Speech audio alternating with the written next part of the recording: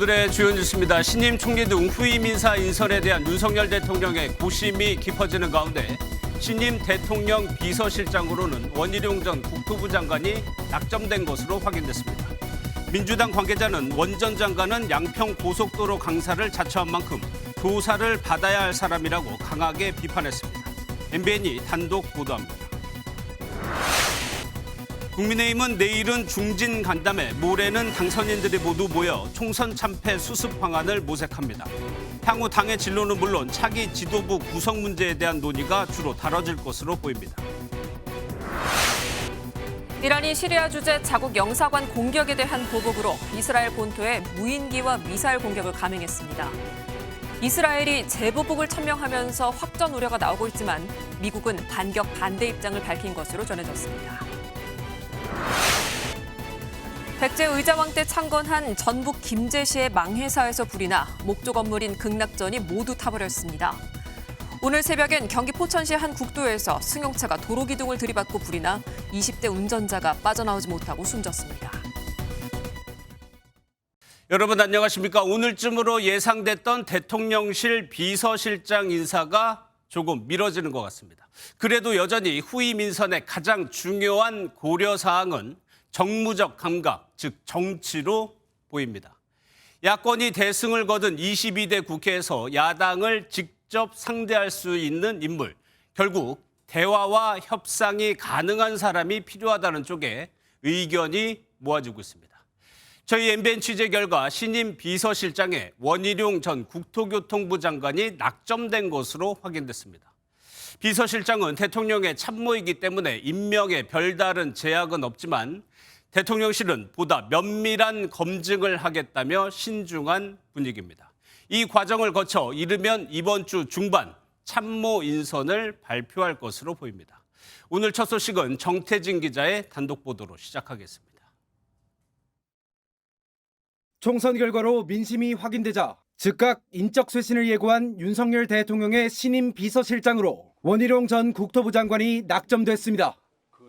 여권 핵심 관계자는 MBN과 통화에서 윤 대통령의 새 비서실장엔 원희룡 전 장관이 사실상 내정됐다고 밝혔습니다.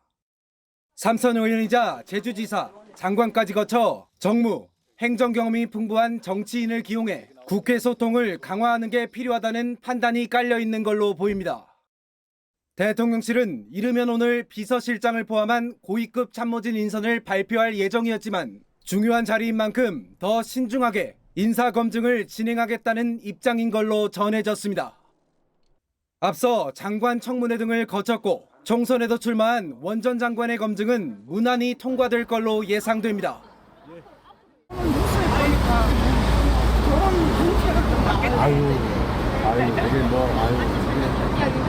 더 힘든 일이죠, 그게.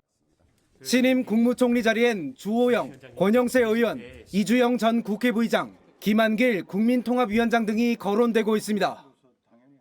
하마평에 오른 이들은 MBN에 아는 바 없다, 공식 제안을 받은 바 없다며 말을 아꼈습니다. 여권 핵심 관계자는 먼저 비서실장을 인선한 후 국무총리 인선이 이루어질 것이라 말했습니다. 윤 대통령은 이르면 이번 주 중반 인선을 발표할 것으로 보이는 가운데 이후 총선 패배와 관련한 입장도 발표할 전망입니다. MBN 뉴스 정태진입니다. 원희룡 전 장관이 비서실장에 유력하게 거론되는 데 대해 민주당은 말이 안 된다는 반응입니다. 서울 양평고속도로 노선 변경의 책임자였던 원 전 장관은 조사부터 받아야 한다는 주장도 나오고 있습니다. 민주당은 내일 총선 이후 처음으로 최고위원회의를 엽니다. 이 사안과 함께 각종 특검법으로 여당을 압박할 것으로 예상됩니다. 이어서 길기범 기자입니다. 신임 대통령 비서실장에 원희룡 전 국토부 장관이 거론되자 민주당은 격앙된 반응입니다. 서울 양평고속도로 종점부 변경 논란 당시 국토부 장관으로 책임자였던 만큼 야권의 반발이 거셀 것으로 전망됩니다. 이 양평 고속도로가 나가려고 하는 여기에다가 무더기로 지금 쏟아져 있는 거짓 선동의 오염 덩어리를 치워야만 이 길이 갑니다.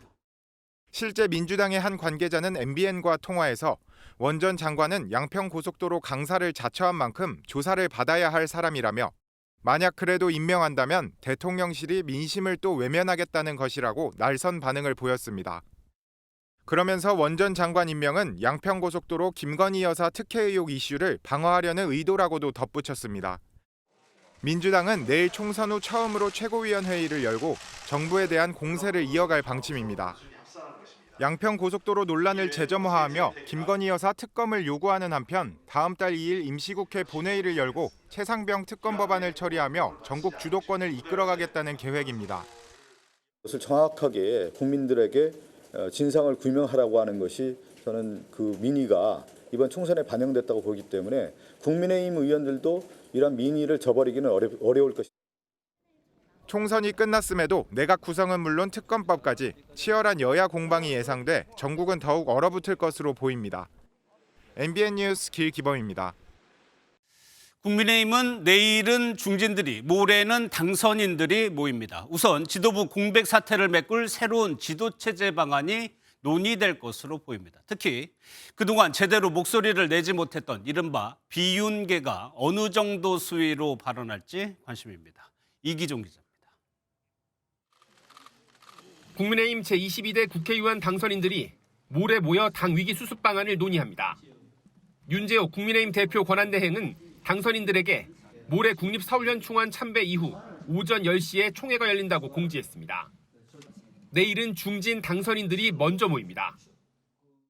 모든 수습 방안에 대해서 중진 의원들과 상의하고 또 필요하다면은 당의 당선된 분들하고 논의를 해서 핵심 안건은 차기 지도부 구성 시기와 방식입니다. 크게는 관리형 비대위를 구성할지 아니면 22대 국회 임기 시작과 함께 조기 전당대회로 새 대표를 뽑을지가 쟁점입니다. 당의 새로운 리더십이 필요하다는 의견이 적지 않지만 당대표를 뽑고 그다음에 이번 선거 결과를 바탕으로 해서 민심에 맞는 민생 문제를 최우선으로 챙기는 조기 전당대회보다는 당의 안정이 우선이라는 주장도 나옵니다. 야권이 추진하는 김건희 여사 특검 등을 두고 개파 간 찬반이 엇갈리며 전당대회 때 새 대결 양상으로 이어질 수 있다는 겁니다. 한 친윤계 의원은 22대 국회에서 뽑힌 새 원내대표가 비대위원장을 맡는 방안을 제시했습니다. 변화와 안정 사이에서 국민의힘 당선인들이 어떤 목소리를 낼지 관심이 쏠립니다. MBN 뉴스 이기종입니다. 조국혁신당 조국 대표가 이재명 대표에 이어 윤석열 대통령과의 만남을 요청했습니다. 예의를 갖추며 단호하게 하고 싶은 말이 있다고 말했습니다. 야권의 반복되는 연수회담 제안에 대통령실이 어떤 답을 할지가 궁금합니다. 정태훈 기자가 보도합니다. 조국혁신당 대표가 윤석열 대통령과의 회동을 공식 제안했습니다. 조 대표는 자신의 SNS를 통해 제3당의 대표로서 언제 어떤 형식이든 윤 대통령을 만날 수 있길 희망한다고 밝혔습니다. 윤 대통령에 대해서는 총선 전 이재명 대표를 구속시키려고 하는 등 이 대표를 국정 파트너가 아닌 피의자로 봤다고 지적했습니다. 앞서 이재명 대표 역시 지금까지 대화를 못한 것이 아쉬울 뿐이라며 총선 승리 이후 영수회담 의사를 강력히 밝히고 있습니다. 대통령이 야당과의 파트너로서 민생을 협의하고 토론하고 이런 것은 당연히 대통령으로서 해야 할 의무이자 책무인데 그동안의 반기해온 거 아니겠습니까? 대통령실은 신중한 입장입니다. 지금은 대통령실 비서실장 교체 등 인적 쇄신을 모색하고 있는 상황이라며 내부 체제 정비가 우선이라는 겁니다. 집권 2년 동안 이 대표와의 만남에 한 번도 응하지 않은 윤 대통령이 총선 참패 이후 대화를 제안해오는 야권 대표들에게 어떻게 대응할지 관심이 쏠립니다. MBN 뉴스 정태웅입니다. 민주당에서는 6선 고지에 오른 추미애 당선인의 행보에도 관심이 쏠리고 있습니다. 추 당선인은 MBN에 출연해 국회의장직 도전에 강한 의지를 피력했습니다. 국회의장은 중립을 지켜야 한다는 관행 대신에 윤석열 대통령의 거부권 행사를 적극적으로 막겠다는 뜻도 드러냈습니다. 우종환 기자입니다. 추미애 더불어민주당 당선인은 일각에서 나오는 당대표나 대권 도전 가능성보다 국회의장에 도전하겠다는 뜻을 내비쳤습니다. 특히 의장은 중립이 아니다라고 한 주장도 재차 강조했습니다. 갑자기 중립 기어 넣고 움직이질 않아요. 네. 그런데 똑같이 뭐 대통령이 뭐라고 하고 여론몰이 막 하고 그러면 중립 기어는 그냥 힘으로 밀면 밀려가지 않습니까? 의장이 되면 그간 윤석열 대통령이 여러 차례 쓴 거부권에 강하게 맞서겠다는 의지도 밝혔습니다. 대통령이 자꾸 거부한다 그러면 네. 뭐 때문에 뭐가 마음에 안 들어서 거부하겠다고 하는 거냐. 임기 내내 그렇게 할 거냐. 네. 그럼 국회를 왜 뽑았느냐. 하는 역할을 국회가 하겠다. 일명 추윤 갈등이 윤석열 정부 출범에 기여했다는 지적에는 자신이 옳았다고 주장했습니다. 검찰총장의 불법과 비리 반칙을 보고도 저도 겁이 나서 저도 인재를 삼아서 조국 가족처럼 할까 봐 저도 쫄아가지고 아무것도 안 했다면 그것은 직무유기인 것이죠. 이재명 대표의 리더십과 대권 가도에 대한 질문에는 사법부, 검찰의 관권 선거에도 침착하게 버텨냈다며 긍정적으로 평가했습니다. MBN 뉴스 우종환입니다. 오고 가는 언제 매일 여의도는 전쟁 중 Talk to me. 네, 국회 출입하는 이병주 기자 나와 있습니다. 어서 오세요. 예, 먼저요. 홍준표 대구시장이 연일 한동훈 전 비대위원장을 비판하고 있는데 급기야 용납하지 않겠다 이렇게 했습니다. 네, 맞습니다. 말씀하신 내용을 어젯밤에 자신의 SNS에 글로 올렸습니다. 예. 문재인 정부 시절 보수 진영이 지옥을 맛보게 했던 게 바로 한동훈 비상대책위원장이라며 출발부터 잘못됐었다 이런 언급을 했습니다. 그러면서 자신이 국민의힘에 있는 한 한동훈 위원장을 용납하지 않을 것이라고 날을 세웠는데요. 전략도 없는 정치 초년생 하나가 셀카 찍으며 나홀로 대권 놀이를 했다는 격한 평가도 내놨습니다. 홍 시장 총선 이튿날부터 유사한 맥락의 글을 연거푸 올리고 있습니다. 예, 그런데 유독 한 전 위원장만 연일 공격하는 이유를 뭐라고 봐야 됩니까? 1차적으로 여권의 차기 대권 주자로서 견제하고 있는 것 아니냐 이런 시각이 있습니다. 예. 그런데 홍 시장 이러한 분석을 직접 거론하면서 어처구니 없는 망발이라고 일축을 했는데요.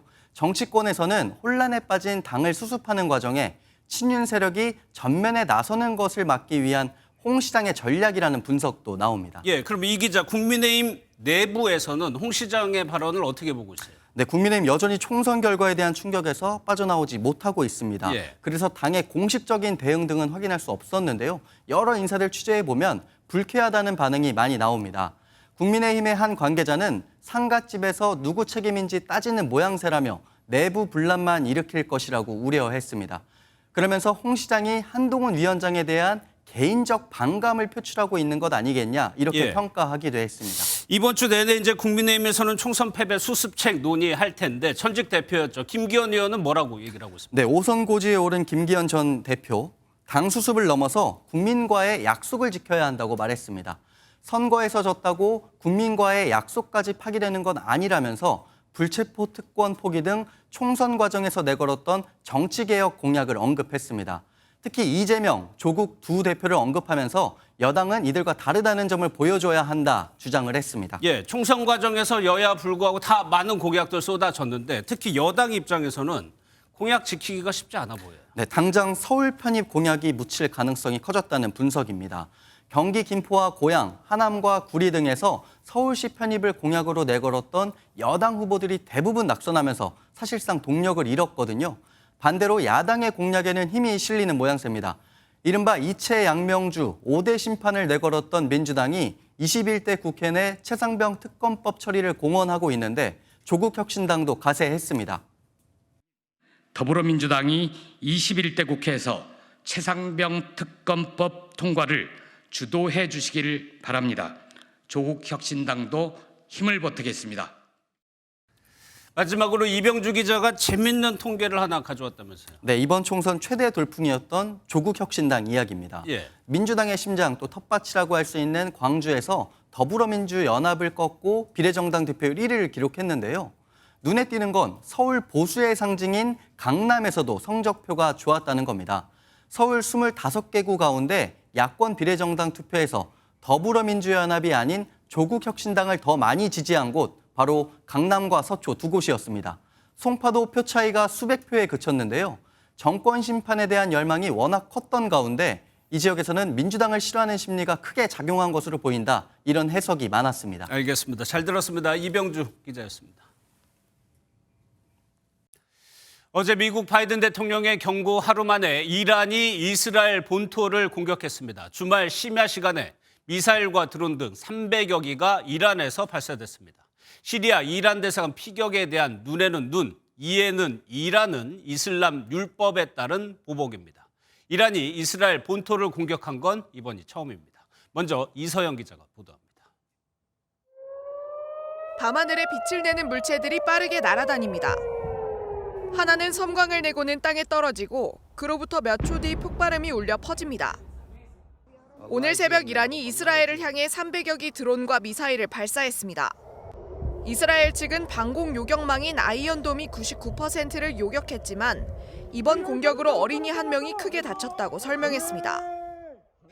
이란 내 강경파 국민은 크게 환호했습니다. ما با این حرکت تونستیم کمی از اون انتقام سختی که می‌خواستیم بگیریم 이번 공습은 이스라엘이 시리아 주재 이란 영사관을 폭격해 혁명수비대 고위급 장성 12명을 숨지게 한 데 대한 보복성이 짙습니다. رژیم خبیث اشتباه کرد. در این قضیه باید تنبیه بشود و تنبیه خواهد شد. 이 가운데 이란의 지원을 받는 레바논 무장 세력인 헤즈볼라도 때맞춰 공격에 가세하면서 골란고원 방공진지에 미사일을 발사한 것으로 알려졌습니다. 이란은 이번 공습에 대해 이스라엘이 재공격에 나설 경우 강력히 맞설 거라 선언해 전선 확대에 대한 위기감도 고조되고 있습니다. MBN 뉴스 이서영입니다.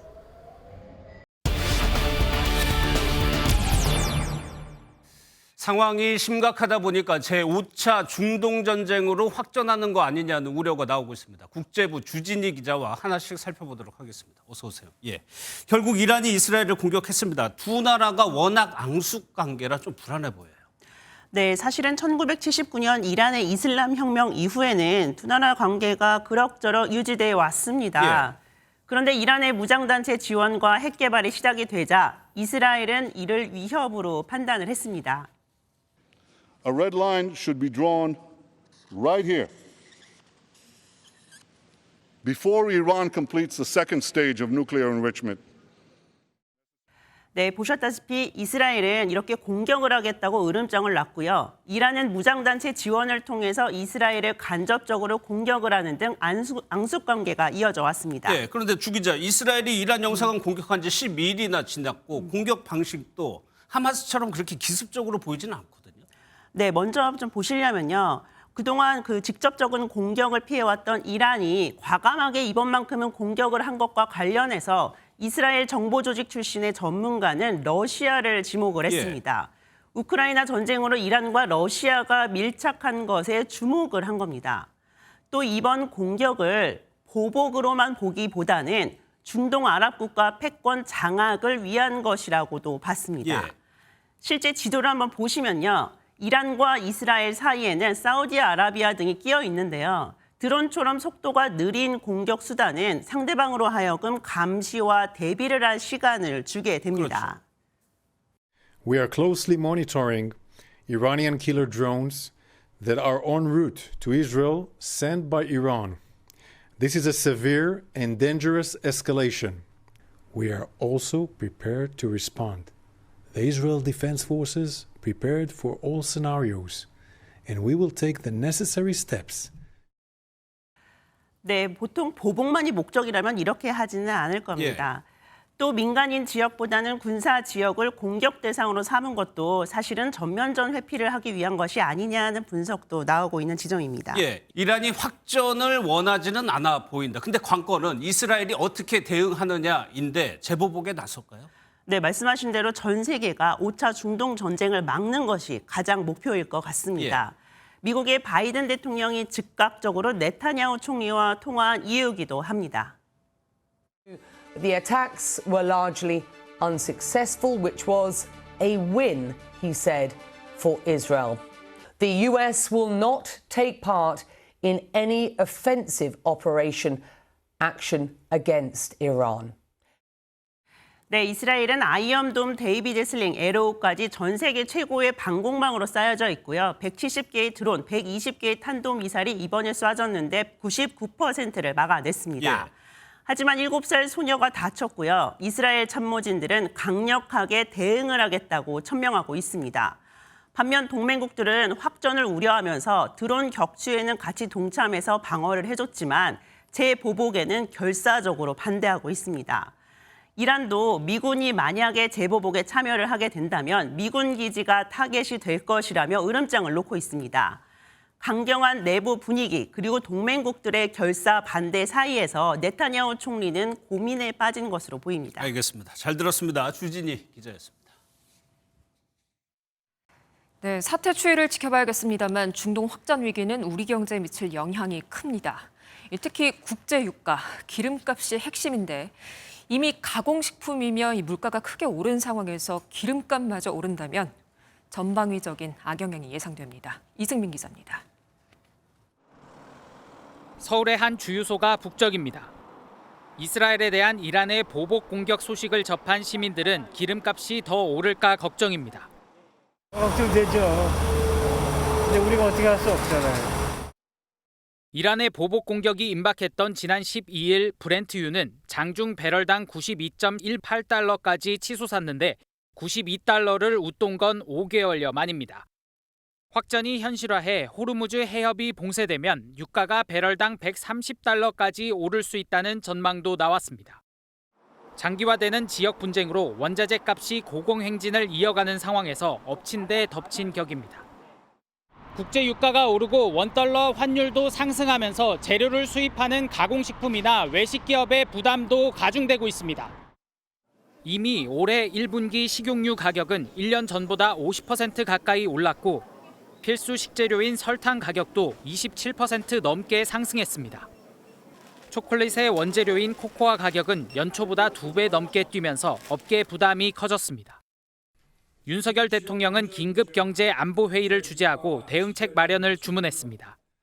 우리 경제에 미칠 영향을 면밀히 살피고 에너지 수급 및 주요 공급망 등에 대한 분석과 관리 시스템도 조속히 밀도 있게 가동하기 바랍니다. 고물가, 고유가, 고환율의 이른바 3고 현상에 이번 중동발 악재까지 겹치면서 한국 경제 회복 전망은 더욱 불투명해졌습니다. MBN 뉴스 이승민입니다. 다음 소식입니다. 오늘이 봄인지 여름인지 헷갈리는 날씨였습니다. 서울은 29.4도로 초여름이나 다름이 없었는데요.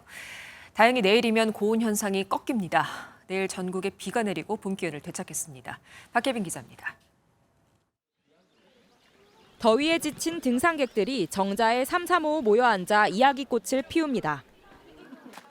바로 옆 계곡에선 아이들이 잠자리 채로 올챙이와 도롱뇽알을 잡는데 여념이 없습니다. 갑자기 찾아온 여름 날씨에 가벼운 옷과 여름용품은 필수.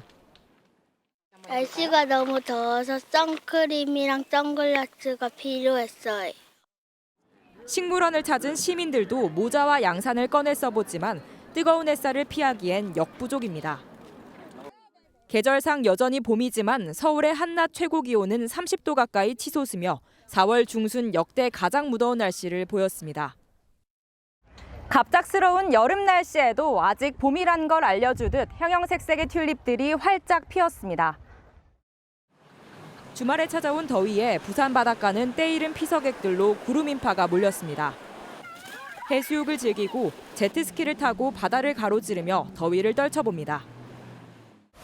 날씨가 너무 좋아가지고 놀러 왔는데 벌써 여름이 다가온 것 같아가지고 새로운 추억을 많이 쌓을 수 있었던 것 같아요. 서울뿐 아니라 춘천이 30도, 대전이 29도, 전주와 안동은 28도까지 오르면서 전국이 예년보다 10도 이상 높았습니다. 더위는 오늘 밤 제주를 시작으로 내일과 모레 전국적으로 비가 내리며 한풀 꺾일 전망입니다. MBN 뉴스 박혜빈입니다.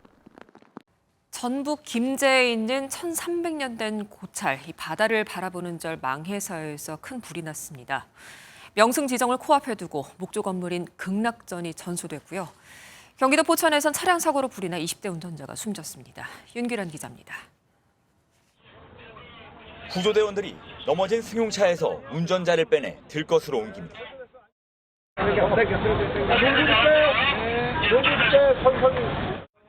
어젯밤 11시 40분쯤 서울 성산동의 한 사거리에서 차량 5대가 연이어 부딪혔습니다.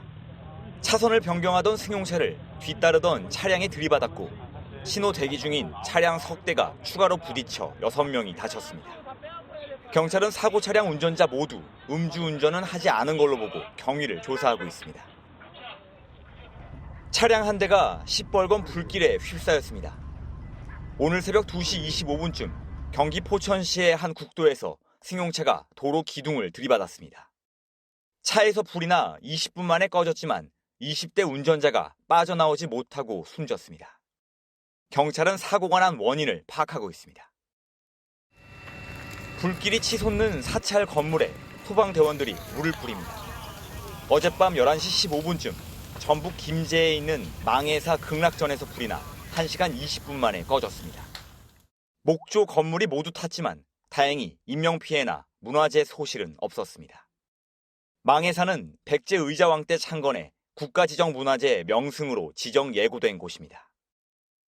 전국 대부분 지역에 산불 재난 위기경보가 발령된 가운데 오늘도 경기 김포와 포천, 전남 곡성 등 야산 곳곳에서 불이 났습니다. MBN 뉴스 윤기란입니다. 의대 증원 문제를 두고 한 목소리를 내지 못했던 의료계의 단일화 분위기가 감지됩니다. 오늘 회의에서 의사협회 전현직 지도부가 만나 오해를 풀었다면서 손을 맞잡았고요.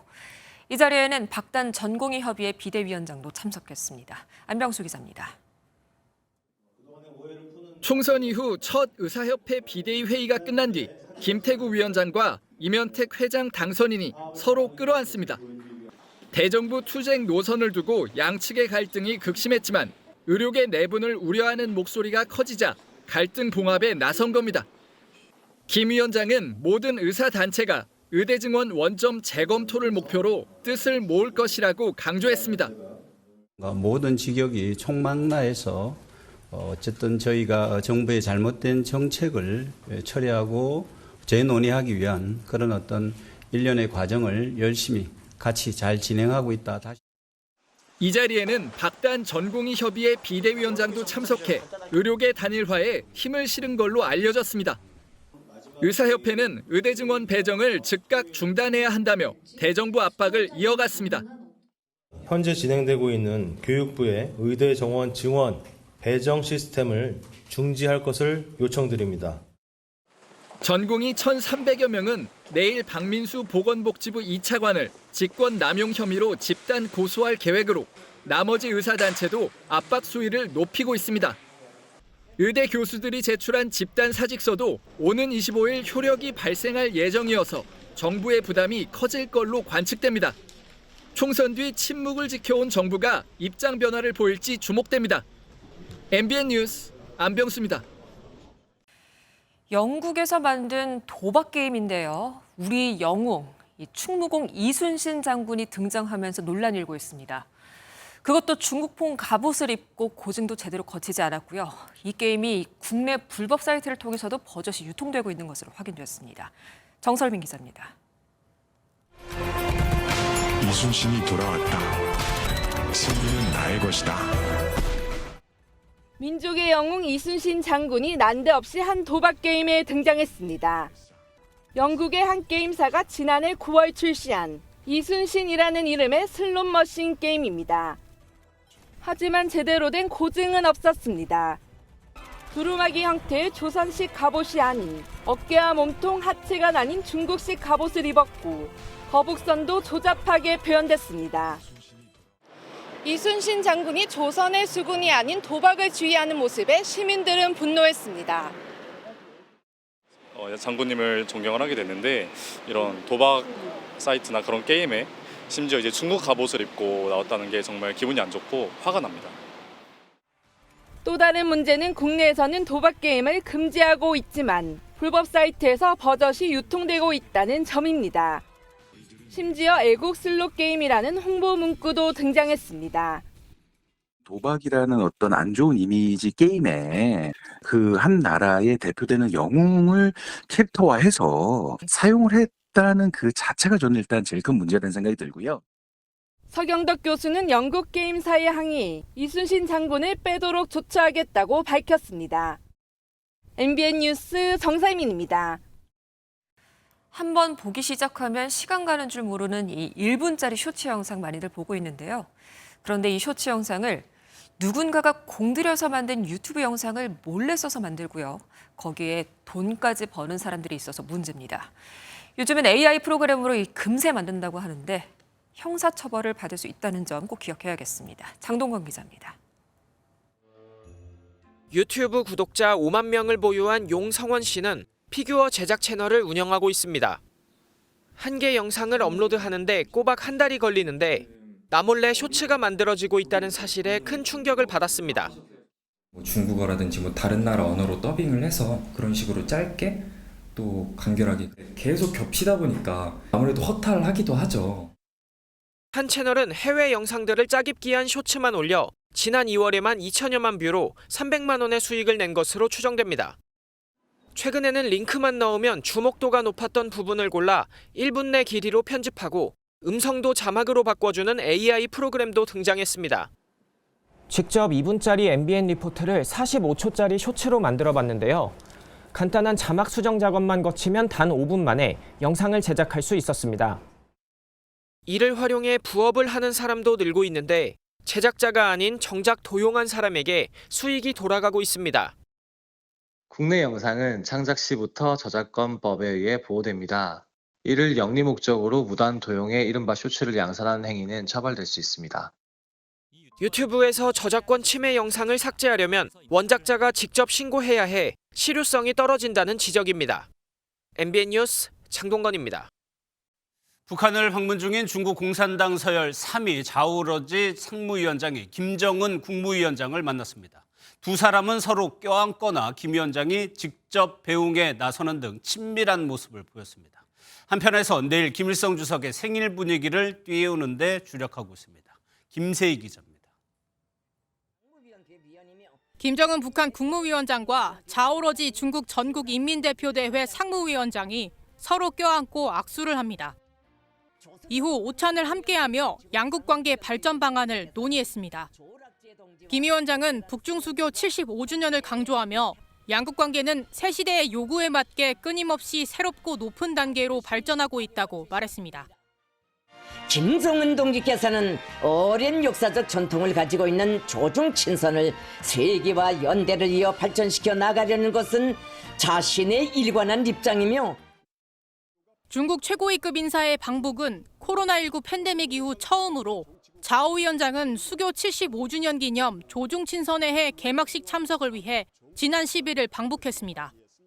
통일부 관계자는 북러 정상회담 이후 깊어지는 북러 관계에 중국이 거리두기를 해왔지만 이번 계기로 북한과의 관계를 본격화할 것이라고 분석했습니다. 중국과 북한이 금일 상호 교류와 협조 강화에 대해 밝힌 만큼 북한과 중국 상호 방문 인사의 급이 높아지면서 양국의 정상회담 가능성도 점쳐지고 있습니다. 이런 가운데 북한은 김일성 주석 생일인 태양절을 하루 앞두고 국제 행사를 열면서 축제 분위기를 고조시켰습니다. 주체사상 국제 토론회를 열어 해외 친북 단체들이 방북했고 친선 예술 축전도 열었는데 다양한 국적의 외국인을 동시에 입국시킨 것은 역시 팬데믹 이후 처음입니다. MBN 뉴스 김세희입니다. 작년이었죠. 분당 서현역의 흉기 난동과 같은 판박이 사건이 호주에서 벌어졌습니다. 시드니의 한 쇼핑몰에서 한 남성이 휘두른 흉기에 9개월 된 아기 등 18명의 사상자가 발생했는데요. 사망자 6명 중에 5명이 여성이었습니다. 신혜진 기자입니다. 호주 시드니의 한 쇼핑몰입니다. 쇼핑을 즐기던 손님들이 갑자기 소리를 지르며 어디론가 도망갑니다. 곧이어 흉기를 든 남성이 사람들을 뒤쫓습니다.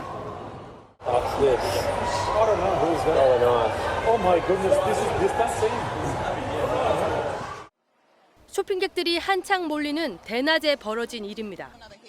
남성이 마구 휘두른 흉기에 6명이 목숨을 잃었는데 5명은 여성들이었습니다.